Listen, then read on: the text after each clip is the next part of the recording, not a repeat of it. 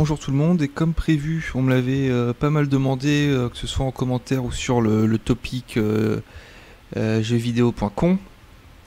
Voilà, quelle bonne blague, moi j'ai pas peur de dénoncer, hein. Je suis un peu un rebelle, quoi. Bon bref, donc voilà, vous vouliez la liste des modes que j'utilise pour la série KSP. Donc voilà, j'ai fait un montage image quoi, du plus bel effet, hein, absolument illisible à mon avis si vous n'êtes pas en 1080p, donc c'est affreux, je sais. Mais bon, ça sera ça ou rien.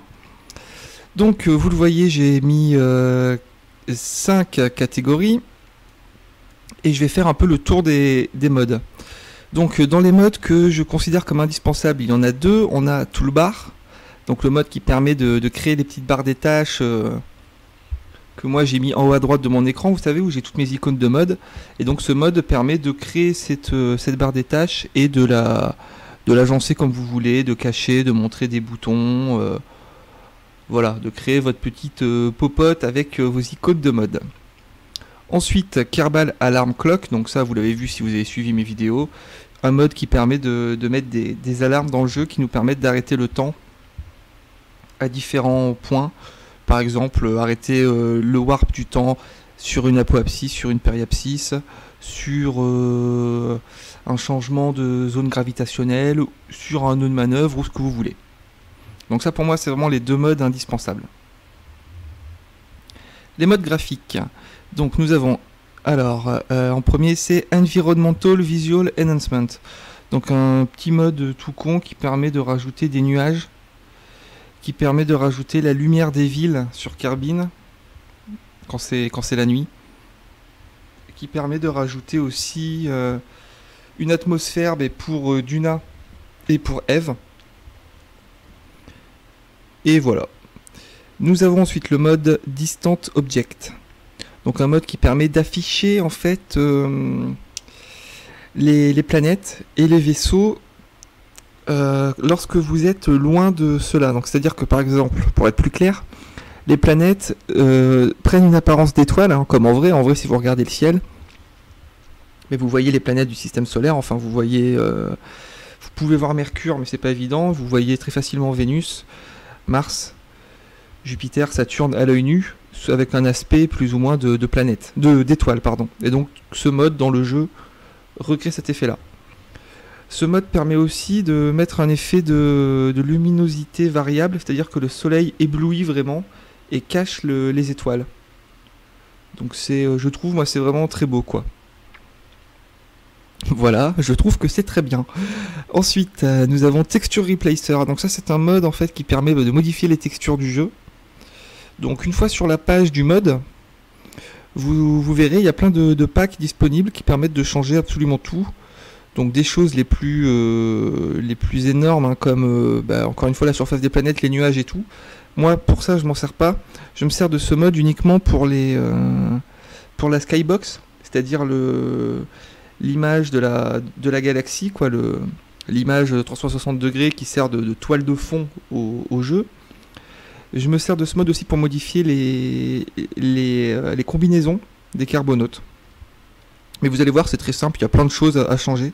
Je me sers aussi de ce mode pour changer le visage des carbonautes. Vous avez vu que dans ma partie, chaque petit Kerbal a son visage propre. Donc voilà, c'est ce mode qui fait ça grâce à un mode ensuite, enfin un sous-mode qui s'appelle Diverse Kerbal Heads, je crois. Mais de toute façon, une fois sur le site de ce mode, une fois sur la page internet du mode Texture Replacer, vous avez plein de liens, vous allez voir, c'est très simple. Et enfin, dernier mode graphique, le Probe Control Room. Donc ce mode là, c'est pour avoir la salle de contrôle lors des missions sans équipage. Je vous ai montré ça dans une vidéo. C'est-à-dire si vous envoyez un vaisseau sans équipage, vous passez en vue intérieure et vous avez une vue dans une salle de contrôle avec des écrans où vous pouvez afficher tout un tas d'informations, etc. Pour les modes sonores, j'ai le mode Wheel Sounds, donc qui change juste un peu le bruitage des roues de rover, pour quelque chose de plus sympa. Dans le même ordre d'idée, il y a le mode RCS Sounds, donc pareil, ça change le bruit des RCS pour quelque chose d'un peu plus réaliste, je trouve. Un son plus sourd, plus brut, je trouve ça pas mal. Et le mode Chatterer, je sais pas comment on dit, qui va faire parler vos petits Kerbal, qui va ajouter des voix masculines et féminines pour vos Kerbal. Ensuite, nous avons les modes de gameplay. Raster Prop Monitor plus Vessel View. Donc Raster Prop Monitor est un mode que j'ai hésité à mettre dans ma catégorie de mode indispensable, qui vous permet, une fois en vue intérieure, de configurer donc plein d'écrans. Donc encore une fois, si vous avez vu ma vidéo, vous savez ce que c'est. On a des écrans dans les cockpits, dans les modules qu'on peut configurer pour afficher tout un tas d'informations. Indispensable pour moi. Et vous pouvez combiner un autre mode, donc Vessel View, qui vous permet, dans ces écrans ou n'importe où, le mode est... Il y a plusieurs versions du mode, vous allez voir, qui permet d'afficher en temps réel un petit schéma de son vaisseau. Donc si vous voulez faire des missions full IVA, c'est-à-dire uniquement en vue intérieure, bah c'est très utile pour visualiser son vaisseau tout en restant en vue intérieure. Ensuite, nous avons le mode Launch Countdown. Donc ce mode, je prononce vraiment les noms des modes, c'est une catastrophe. Hein. Launch Countdown, j'arrive pas, je sais pas ce que j'ai. Donc c'est le petit mode que je vous ai montré aussi dans la dernière vidéo, qui permet de créer un petit compte à rebours. Vous cliquez sur un bouton, vous avez un compte à rebours, 10, 9, 8, 7, 6, etc. Et une fois arrivé au terme de ce compte à rebours, votre première séquence se déclenche automatiquement. Donc ça sert à rien, mais c'est toujours sympa d'avoir un compte à rebours.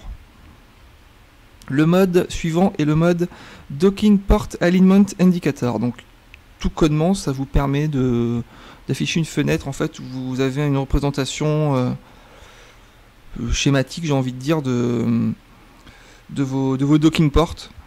Donc qui permet d'aider au docking, ou si vous voulez le faire encore une fois en vue intérieure, c'est très utile pour pouvoir vous docker avec précision sans passer par la vue extérieure.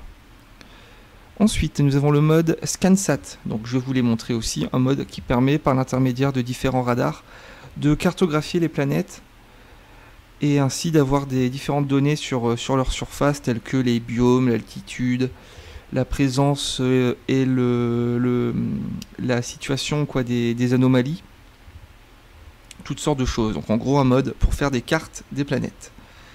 Nous avons ensuite le mode Tech Life Support. Alors ce mode Tech Life Support, c'est simplement le mode qui va permettre de rajouter la gestion de l'oxygène, de la bouffe, de l'eau, des déchets, etc. pour vos vaisseaux. Donc un mode qui rajoute une certaine difficulté dans la mesure où vos carbonautes ne sont plus immortels et qui pour moi est quasiment indispensable pour avoir un minimum de réalisme.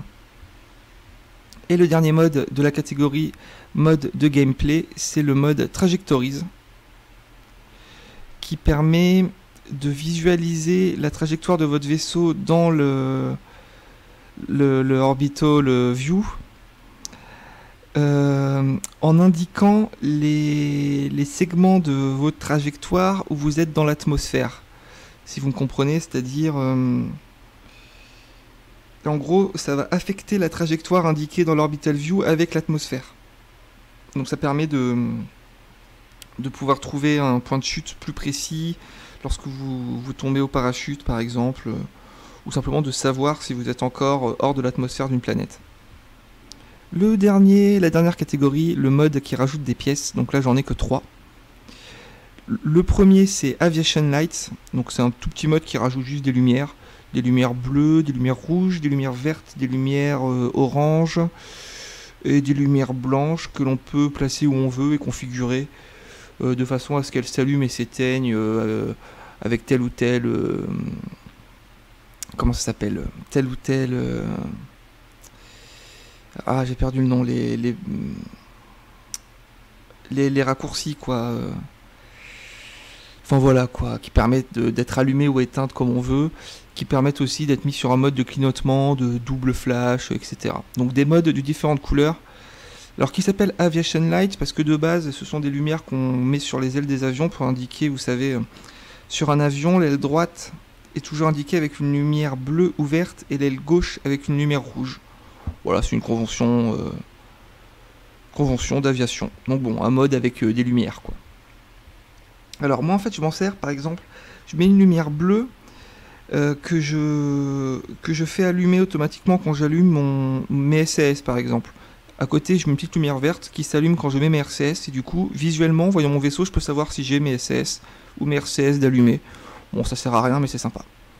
L'avant-dernier mode est le mode Kerbal Aircraft Extension, donc un mode qui rajoute des pièces d'avion.